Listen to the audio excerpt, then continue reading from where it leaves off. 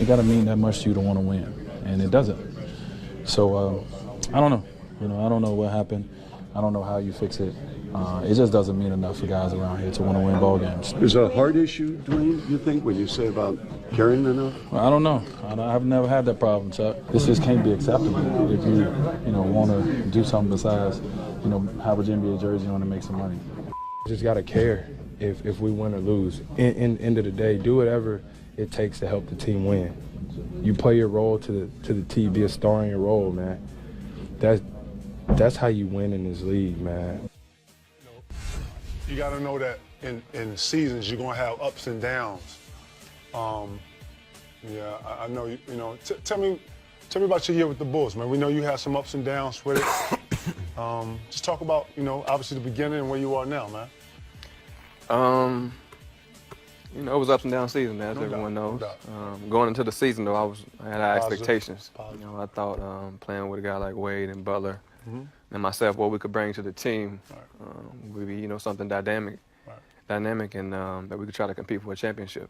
I didn't think we were there yet. Obviously, depending on the chemistry, how close guys can come together and how quickly we can believe in one the best for one another was going to determine our success. Some things happened midway through the season, trades. Wasn't much communication about what direction the team was going. If we wanted to try to compete, I think we were pretty hot coming out of the gates, and then things kind of sizzled, went sour, and then I think we all separated. Right. Instead of coming together when things got tough, we didn't pull together collectively. At the time, I thought we needed it, and that's why the season was up and down. You know what? When you go through tough times, I know you probably had your Boston bones to kind of lean back on and kind of use as reference. How much of that were you expecting to be parallel to a championship pedigree, knowing that you had championship guys on your team? Like you said, you thought, y'all had the pedigree to go forward. I know in the back of your mind you already thinking about, Boston days, the similarities. But what you got to take into account is, the history between, you and D Wade and coming into that. I thought y'all did a great job of putting it to the side, coming together early. Just talk about how the comparisons coming in to this year, what you was using with Boston coming into with Chicago. Well, I think everything in life happens for a reason. And me being able to have that experience where I saw you guys come together and sacrifice, the big three, you, Ray, and Paul. How egos went out the window, and it was about the team, and it was about, just one common goal. So me having that experience, I could, revert back to that when I was going into a little similar situation where guys were, three strong-headed guys were coming to a situation and was trying to, have one goal and win the championship. So that were positive, progressive growth, teaching. Absolutely, yeah. It was a learning experience for me, and I took that and just tried to apply it this year with the Bulls.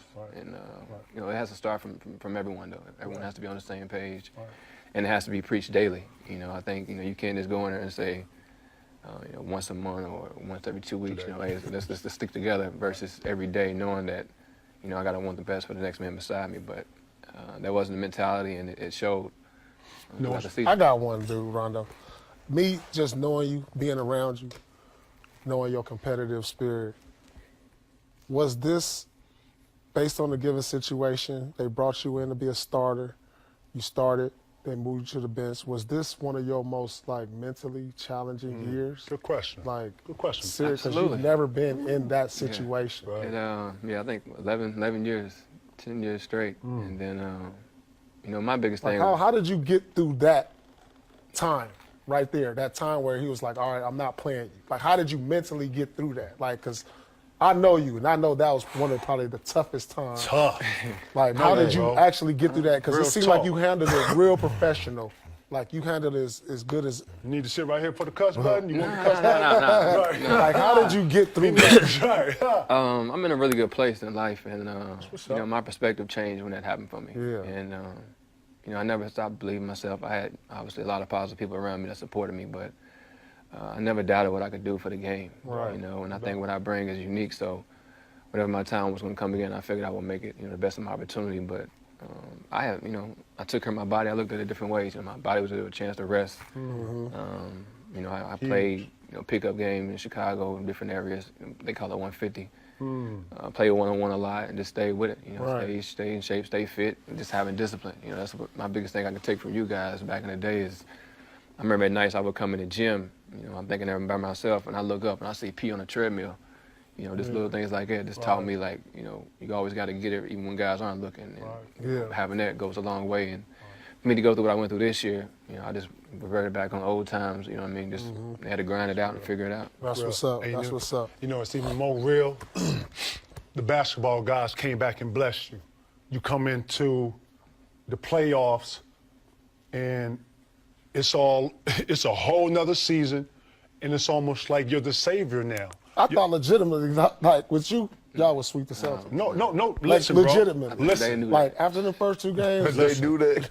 I was like, whoa. Listen, straight up, because after that, I left Bidu. I talked to Ed Lacert and had a moment with the Celtics. Until you broke your hand, I was just like P. I was just like, man, they gonna actually sweep the Celtics. And I was just watching you do what you do best. Dissect offense, defense, calling plays. You are preying in on weakness. You sense that. I felt that. And people be like, oh well, you played with Chris and you played with Rondo. What?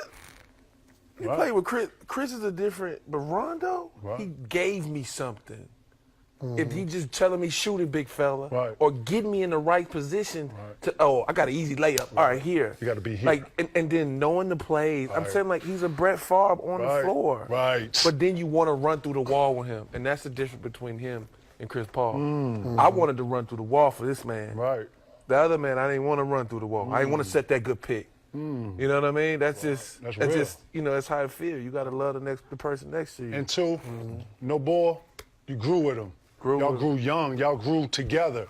Arguments. You know what? The best thing that ever happened to this year for you is that now it's open. Now it's open dialogue. I'm hoping that, any type of whatever y'all went through, now I'm hoping y'all keep it eternal. And keep it real amongst y'all and be a team and deal with it eternal. Dopest thing about the year, dog, you come out and during the playoffs, man, I just loved it. You was glorified and all was forgotten. Paxson says he wants you back, No, but I'm being honest here, bro. This is good for everything because without those rough roads, bro, first off, nothing's for sure. Right. And the fact that y'all went through that rough patch now y'all went through that now. Y'all can speak on that. Hopefully that opens everything up. Now y'all can focus on actually winning. You know what I'm saying? Absolutely. So I'm glad y'all went through that, and I'm glad you went through that because it made you stronger and it showed the world your real character.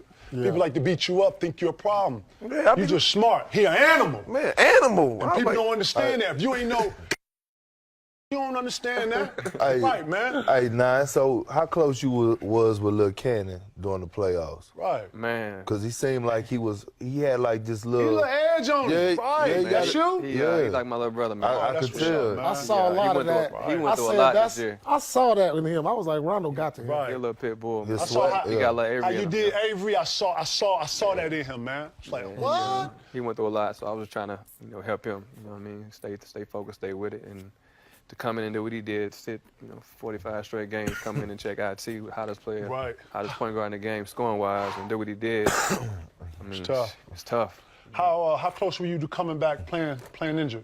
I know you. Keep it 100. It's a crazy thing. That Sunday we were out of it already.